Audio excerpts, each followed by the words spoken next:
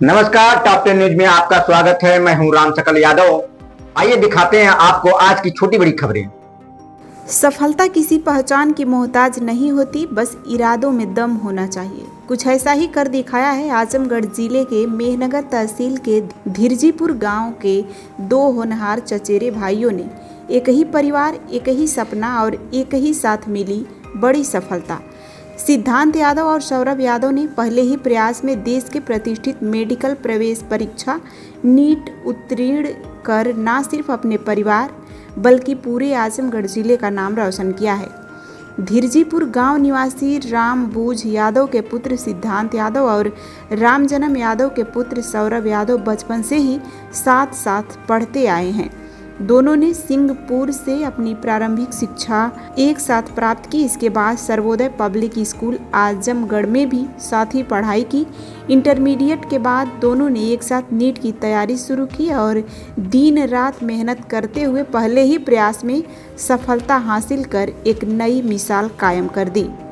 आज परिवार में जश्न का माहौल है। रिश्तेदार, शिक्षक और ग्रामीण लगातार दोनों होनहार बच्चों को बधाइयां दे रहे हैं। सिद्धार्थ और सौरभ का कहना है कि इस सफलता का श्रेय उनके माता पिता के त्याग, गुरुजनों के मार्गदर्शन और पूरे परिवार के सहयोग को जाता है। उनका मानना है कि अगर लक्ष्य स्पष्ट हो, मेहनत ईमानदारी से की जाए और परिवार का साथ मिले तो कोई भी मंजिल दूर नहीं होती।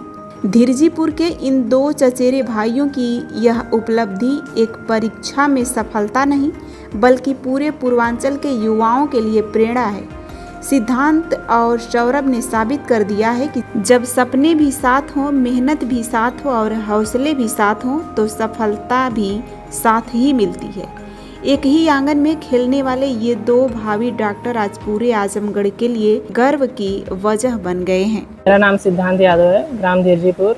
हम अभी नीट क्वालिफाई किए हैं। हमारा मार्क्स इस बार 575 आउट ऑफ 720 और रैंक है 20,580। हम यहाँ अपनी प्राथमिक शिक्षा सिंहपुर से ज्ञान सरोवर पब्लिक स्कूल से किए थे। माध्यमिक शिक्षा हमारी आजमगढ़ से ज्ञान सर्वोदय पब्लिक स्कूल से हुई थी। उसके बाद हम 11-12 पढ़े नहीं, कोचिंग के लिए चले गए कोटा। वहाँ पे एलएन में एडमिशन लिया और फिर वहाँ पे अपनी 2 साल की प्रिपरेशन की। 2 साल की प्रिपरेशन के बाद जब टेस्ट दिया तो उसमें उतने मार्क्स नहीं आए। नीट की परीक्षा में 484 मार्क्स आए थे, उस बार नहीं हो पाया। फिर अगले साल हमने एक और ड्रॉप लिया तो उसमें नीट हुआ। नीट में 676 मार्क्स आए थे तो सबको लगा हो जाएगा, बढ़िया कॉलेज मिलेगा, लेकिन कैंसिल हो गया वो पेपर।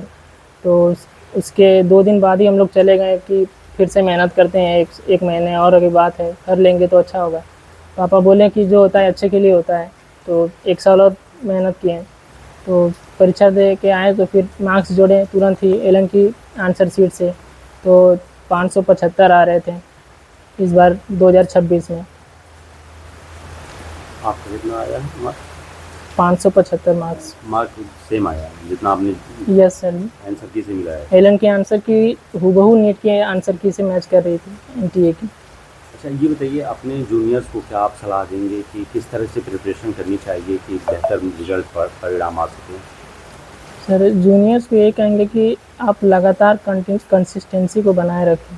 कंसिस्टेंसी रहेगी और डिसिप्लिन रहेगा तो सब कुछ हासिल किया जा सकता है। टीचर जो नोट्स पढ़ाते हैं उस पर ज़्यादा ध्यान देना चाहिए।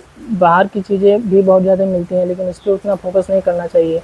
टेस्ट पेपर ज़्यादा से ज़्यादा देने चाहिए लास्ट के 1-2 महीने में। उससे आपकी जो गलतियाँ हैं वो उभर कर आती हैं। उस पर काम करने से आप बहुत आगे तक जा सकते हैं। परिवार का कैसा सपोर्ट रहा इस दौरान? किस तरह से लोग मोटिवेट किए आपको? परिवार में सभी लोग सपोर्ट करते थे। बड़े पापा, चाचा, पापा, मम्मी लोग, सब लोग बहुत फ़ोन करते थे। शाम को हमेशा फ़ोन किया करते थे कि अच्छे से लगे रहिए, मेहनत करते रहिए। एक ही साथ आप दोनों भाई का एक साथ हुआ है और एक साथ रहते थे, पढ़ते थे, क्या पढ़ने का कम्युनिकेशन आप लोग करते हैं? सर हम दोनों लोग खुद से आपस में कंपटीशन करके सीखते थे कि आपका ज़्यादा आया है तो अगली बार मैं आपको पीछे करूँगा। तो ऐसे हम लोग आपस में डिस्कस भी करते थे कि तुमसे ही वो गलती कैसे हो गई, मैं तुम्हें बता रहा हूँ तुम करो, नहीं तो तुम मुझे बताओ। हम लोग आपस में काफ़ी डिस्कस करते थे। अच्छा, दोनों लोग टॉपर भी रहे? कंपटीशन से ही आगे बढ़ेंगे। यस। अगर आपस में कंपटीशन करते हैं, तो जो हमारा जो कॉन्सेप्ट क्लियर नहीं रहता उसको क्लियर भी करते हैं और जो कमियां हैं उसको दूर भी करते हैं। तो कंपटीशन करना अच्छी बात है ना। हाँ, कंपटीशन से लोग घबराते हैं कि वो आगे चला गया, तो इससे एक और चीज़ होता है कि जब ज़्यादा नीचे आप आने लगते हैं तो आप डिप्रेशन की तरफ जाने लगते हैं। तो उस समय सिर्फ मेंटल हेल्थ को अपने कंट्रोल करके उसी से पूछिए जो आपसे आगे है कि बताओ भाई मुझको क्या करना चाहिए। उससे कंपटीशन करके ईर्ष्या और जलने की भावना नहीं रखनी चाहिए।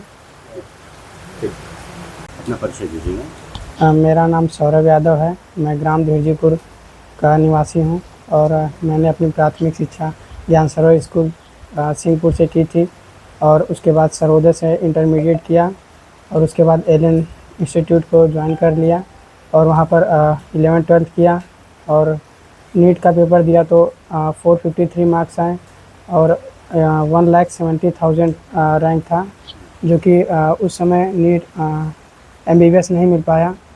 और फिर हम एक ड्रॉप लिए और फिर से तैयारी में लग गए और इस बार हमने जो जो मिस्टेक हुआ था नीट 2025 में उसको उस पर काम किए, कंसंट्रेशन पे काम किए और उसके बाद बहुत सारे टेस्ट पेपर भी दिए और फिर नीट 2026 में हमारा 615 मार्क्स था।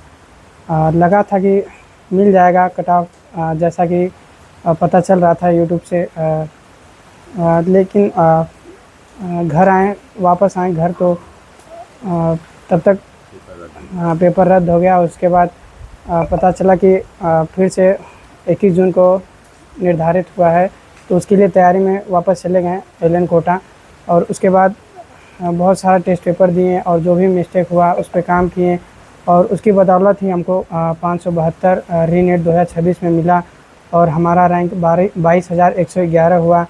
इसमें हमारे टीचर्स, पेरेंट्स का बहुत योगदान है। आपके भाई जो आपके साथ पढ़ाई करते उनका कैसा योगदान रहा? आप दोनों एक साथ रह के और एग्ज़ाम क्वालिफाई किए, तो किस तरह से आप लोग प्रिपरेशन एक साथ करते थे? हम लोग रूम पर ही टेस्ट पेपर दिया करते थे साथ में ही और उसमें जो भी क्वेश्चन गलत हुआ, जो मुझको नहीं आया उनसे पूछ लिया, उनको नहीं आया वो मुझसे पूछ लिए और मिस्टेक हुई क्यों इस पे ज़्यादा काम करते थे और जो मिस्टेक होता था उसका नोट्स बनाते थे कि क्यों हुआ और उसको जब पेपर अगले दिन फिर फुल सिलेबस देते थे टेस्ट हम, तो जो भी मिस्टेक हुआ उसके एक बार पहले रीड करते थे, फिर उसे ना करें ऐसा दोहरा लेते थे कि वो ना मिस्टेक हो और ऐसे काम करते गए और कंसंट्रेशन पे भी बहुत काम किया।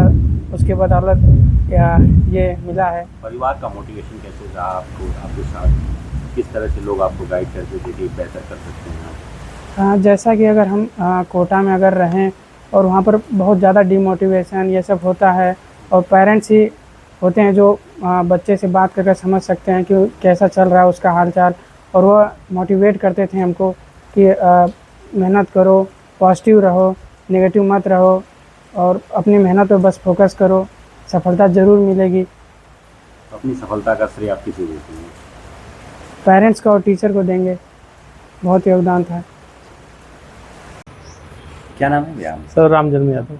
आपके परिवार के दो बेटे आज जी। MBBS करने जा रहे हैं, जी। क्वालिफाई किया है, तो क्या कहना चाहेंगे, किस तरह की खुशी है? सर बहुत बड़ी खुशी है हमको है। हमारे बच्चे पहले से होनहार थे और मेहनत करते थे और मेहनत करके इस मुकाम पे पहुँचे।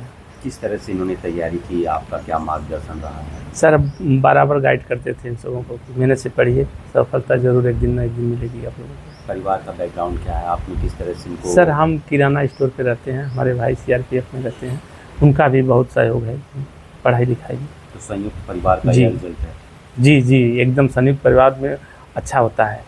लोग अगर मिलजुल के रहें, परिवार कुछ आगे ले चलें तो बहुत आगे जाएगी परिवार। आपके घर में दो बेटे आपके नीट का परीक्षा निकाले MBBS के लिए आगे जा रहे हैं, क्या संदेश देना चाहते हैं समाज को और गांव को? सर परिश्रम से जो भी काम करेंगे सफलता जरूर मिलेगी आपको। अगर सही मार्गदर्शन है, बच्चा अगर मेहनती है, संघर्ष करता है तो जीवन में आगे जाएगा। कितना खुशी फील कर रहे हैं? बहुत खुशी है सर, अपार खुशी है, शब्दों में बयान नहीं कर सकते। अब आप तो डॉक्टर के पिता कहलाएंगे। जी ये सब ईश्वर की कृपा, आप लोगों के आशीर्वाद से सब हो रहा है सर। माँ बाप को क्या सलाह देंगे बच्चों के लिए? किस तरह से आज माँ बाप बच्चों के भविष्य के लिए बहुत चिंतित होते हैं, उन्हें क्या सलाह देंगे आप? किस तरह से बच्चों को गाइड करें कि सफलता मिले? जी, मेहनत से अगर अनुशासित ढंग से लग के अगर मेहनत लड़का करता है तो आगे चल के सफल ज़रूर होगा और अच्छा रहेगा। क्या नाम है चाचा आपका? किशुन यादव, कहाँ के रहने वाले हैं? साकिन धिरजीपुर। आज आपके दो पोतों ने रिजल्ट प्राप्त किया है, कौन सा रिजल्ट है, जानकारी है आपको? नीट का। नीट का रिजल्ट है। हमको तीसरी पीढ़ी है, हमको बहुत खुशी है। किस तरह से ये लोग पढ़ाई करते थे और आप परिवार के मुखिया हैं तो कैसे इन लोगों को प्रेरित किए इस सफलता के लिए? हम लोग खेती में जौन चावल गेहूँ तेल राय उनको पहुंचाते थे और खेती करते थे परिश्रम से। और हमारी पहले की स्थिति थोड़ा गड़बड़ थी, लेकिन हमें बहुत बड़ी खुशी है हमारी तीसरी पीढ़ी जो हमारा नाम रोशन किया। दाहिने बाएं आपके दोनों डॉक्टर बैठे हैं, स्वस्थ फील कर रहे हैं? अच्छा लग रहा है? नहीं, अच्छा लग रहा है, बहुत अच्छा लग रहा है। किस तरह से परिवार को संयुक्त रूप से लेके चलने से यह रिजल्ट मिला है? आप अपनी पीढ़ी और आगे वाली पीढ़ियों के लिए क्या संदेश देंगे? और भाई यही तो